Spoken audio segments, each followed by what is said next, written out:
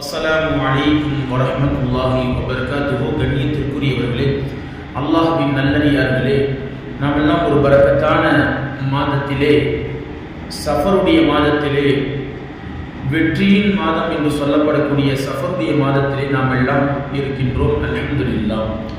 அன்பிற்குரியவர்களே, இந்த சஃபருடைய மாதம் என்பது ஒரு சிறப்பான மாதம். இந்த மாதத்திலே இஸ்லாத்திற்கு நிறைய வெற்றிகள் கிடைத்திருக்கிறது. ஆனால் இன்றைக்கு நம்முடைய சமுதாயம் இந்த சஃபர் மாதத்தையே பீடை மாதம் என்றும், இந்த மாதத்திலே எந்த விதமான நல்ல காரியங்களையும் நடத்தக்கூடாது என்பதாகவெல்லாம் இந்த மாதத்தை ஒரு பீடை மாதமாக கருதுகிறது.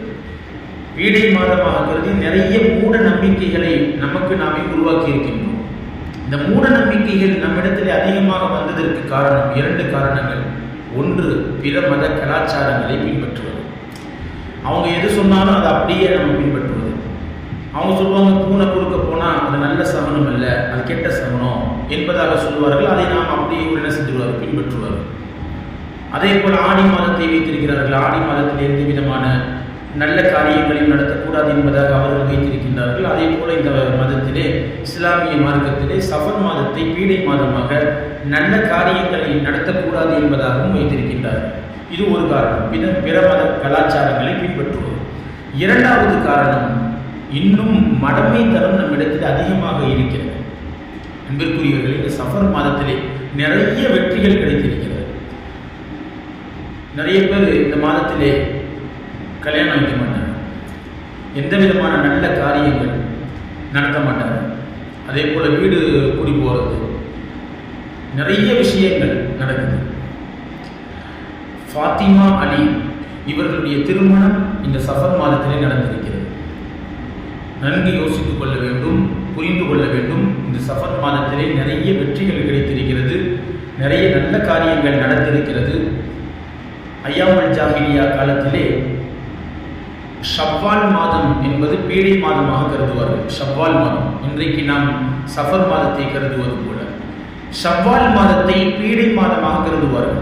அந்த ஷவ்வால் மாதத்திலே எந்த விதமான நல்ல காரியங்களையும் நடத்த மாட்டார்கள். நம்மை போல இந்த சஃபர் மாதத்தை நினைத்து வைத்தது போல ஷவ்வால் மாதம்.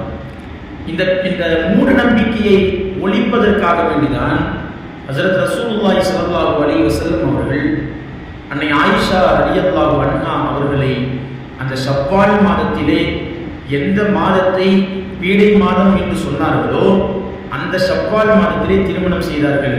ஆயிஷா ரலியல்லாஹு அன்ஹா அவர்கள் கேட்பார்கள், நான் எந்த விதத்திலே குறைந்து போனேன்?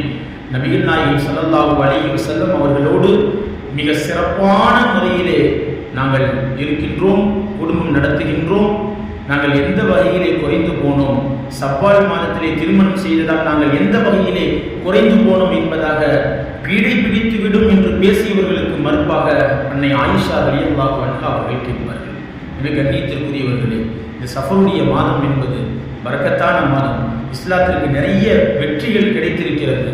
ஆக எல்லாம் அல்லாஹ் ஜல்ல ஷானஹு தஆலா மூட நம்பிக்கைகளை விட்டும் அனாச்சாரங்களை விட்டும் அல்லாஹ் நம் அனைவர்களையும் பாதுகாத்து அருள் புரிவானாக.